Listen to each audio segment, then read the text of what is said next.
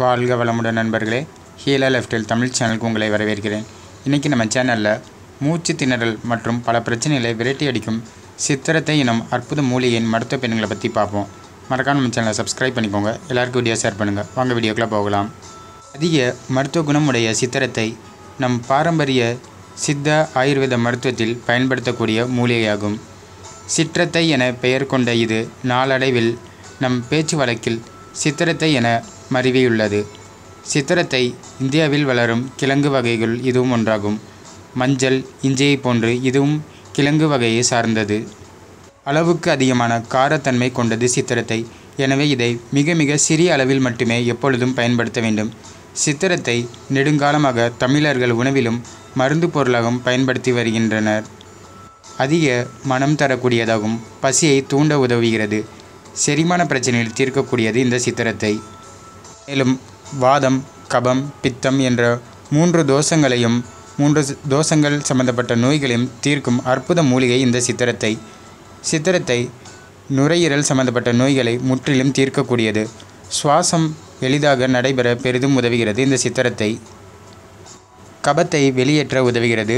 உடல் சூடு குறையும் உதவுகிறது இந்த சித்திரத்தை பொடி. மேலும் மூச்சுக்குழாய் பிரச்சனை, தொண்டையில் ஏற்படும் சுவாச பிரச்சனைகளை தீர்க்கக்கூடியது. ஆஸ்துமா போன்ற பிரச்சனைகளை தீர்க்கக்கூடியது. மிக சிறிய அளவில் சித்திரத்தை எப்பொழுதும் பயன்படுத்த வேண்டும். நம் உணவில் மிக சிறிய அளவில் பயன்படுத்தக்கூடிய இந்த சித்திரத்தை பெருந்தொற்றுகளை அளிக்கக்கூடிய தன்மையுடையது. மேலும் காய்ச்சல், சளி, இருமல், தலைவலி பிரச்சனைக்கு சித்திரத்தை மிக சிறந்த மூலிகையாகும். சித்திரத்தை சிறிதளவு மிளகு, சுக்கு, பனங்கற்கண்டு அல்லது தேன் சேர்த்து குடித்து வர இந்நோய்கள் தீரும். வெள்ளை சர்க்கரையை தவிர்ப்பது மிக மிக நல்லதாகும். நம் வீட்டில் கட்டாயம் இருக்க வேண்டிய மூலிகைகள் சித்திரத்தையும் ஒன்று. எல்லா விதமான மூச்சு திணறல் பிரச்சனையும் தீர்க்கக்கூடியது. மேலும் நோய் கிருமிகளை அழிக்கக்கூடியது. நோய் எதிர்ப்பு சக்தியை அதிகரிக்கும் தன்மை உடையது இந்த சித்திரத்தை பொடி. குழந்தைகளுக்கு சித்திரத்தை பொடியை தேனுடன் கலந்து கொடுத்து வரலாம். இருமல், சளி போன்ற பிரச்சனைகள் நீங்கும். அதிக மனமும் மருத்துவ குணமும் உடைய சித்திரத்தை நம் சமையலில் சிறிதளவு சேர்க்கலாம். பல ஆயுர்வேத மருந்து தயாரிப்பில் நறுமணத்திற்காக இதனை சேர்த்து வருவார்கள். பல் சம்பந்தப்பட்ட நோய்கள், வீக்கம், அரிப்பு போன்ற பிரச்சனைகளை தீர்க்கக்கூடியது. சித்திரத்தை சிறிதளவு சேர்ப்பது செரிமானத்தை வலுப்பெற செய்ய உதவும். எந்தவித பக்க விளைவும் இல்லாதது இந்த சித்திரத்தை பொடி. சித்திரத்தை பொடி சிறிதளவு மஞ்சள் பொடி, திப்பிலி, தாளிசம், அதிமதுரம் இவற்றை சமமாக எடுத்து கண்ணாடி பாட்டில் வைத்து கொள்ளலாம். இல்லை என்றால் இதை நாட்டு மருந்து கடையில் இந்த பொடியெல்லாம் வாங்கி ஒன்றா மிக்ஸ் பண்ணி வச்சுக்கோங்க.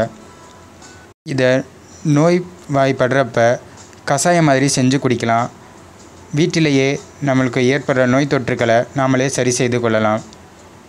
தேவைப்பட்டால் பசும்பால், தேன் கலந்து சாப்பாட்டிற்கு முன் குடிச்சிட்டு வரலாம். பல அற்புத மருத்துவ குணம் உடையது இந்த சித்திரத்தை மூலிகை. பிறகு வீட்டிலும் இருக்க வேண்டிய ஒரு மூலிகையாகும் இந்த சித்திரத்தை. இந்த தகவல் உங்களுக்கு பயனுள்ளதாக இருக்கும்னு நினைக்கிறேன். மறக்காம நம்ம சேனலை சப்ஸ்கிரைப் பண்ணிக்கோங்க. எல்லாருக்கும் வீடியோ ஷேர் பண்ணுங்கள். நன்றி.